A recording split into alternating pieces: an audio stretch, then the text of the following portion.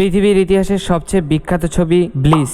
Computer screen খুললেই একসময় চোখে পড়তো এই চিরচেনা ছবিটি, এক টুকরো শান্ত সবুজ পাহাড় আর নির্মল নীল আকাশ।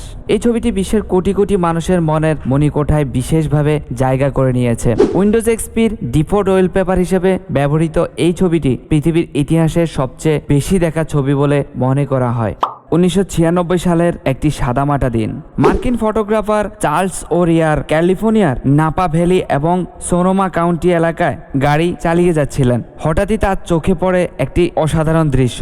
মেঘহীন নীল আকাশ, উজ্জ্বল সূর্যের আলোয় ঝলমল সবুজ ঘাসে ঢাকা পাহাড়। দৃশ্যটি এতটাই মোহনীয় ছিল যে চার্লস আর স্থির থাকতে পারলেন না। তিনি তার মামিয়া RZ67 ফিল্ম ক্যামেরা হাতে তুলে নিলেন এবং ক্যামেরার লেন্সে বন্দি করলেন এই মনোমুগ্ধকর দৃশ্য।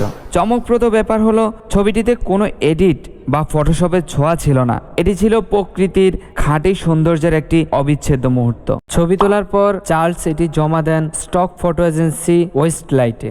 বছর দুয়েক পরে 1998 সালে মাইক্রোসফট উইন্ডোজ এক্সপির জন্য নিখুঁত ওয়ালপেপার সন্ধান করেছিল। এই ছবিটি তখন তাদের নজরে আসে। শোনা যায় মাইক্রোসফট ছবিটির স্বত্বাধিকার কিনতে $1,00,000 খরচ করেছিল, যদিও প্রকৃত লেনদেনের অঙ্ক কখনো প্রকাশ্যে আসেনি।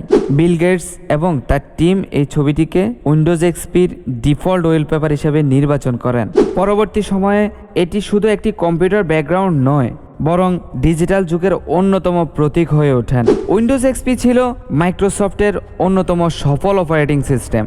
আনুমানিক 100 কোটিরও বেশি ডিভাইসে এই ছবি দেখা গেছে। চার্লস ওরিয়ার এই ছবির পর ব্যাপক পরিচিতি পেয়েছিলেন। এক সাক্ষাৎকারে তিনি বলেছিলেন, আমি কখনো ভাবিনি যে এই ছবি পৃথিবীর সবচেয়ে বিখ্যাত ছবি হয়ে উঠবে। এটি যেন এক অলৌকিক মুহূর্ত ছিল। ব্লিস শুধুমাত্র একটি ছবি নয়, এটি প্রযুক্তি, প্রকৃতি এবং স্মৃতির মেলবন্ধন। এটি আমাদের মনে করিয়ে দেয় কখনো কখনো সবচেয়ে সাধারণ মুহূর্তও হয়ে উঠতে পারে ইতিহাসের অংশ। আজও যখন কেউ ব্লিসের দিকে তাকায়, মনে হয় যেন আমরা এক ঝলক নির্মল প্রকৃতির দিকে তাকিয়ে আছি, যেখানে নেই কোনো ব্যস্ততা, নেই কোনো শব্দ দূষণ।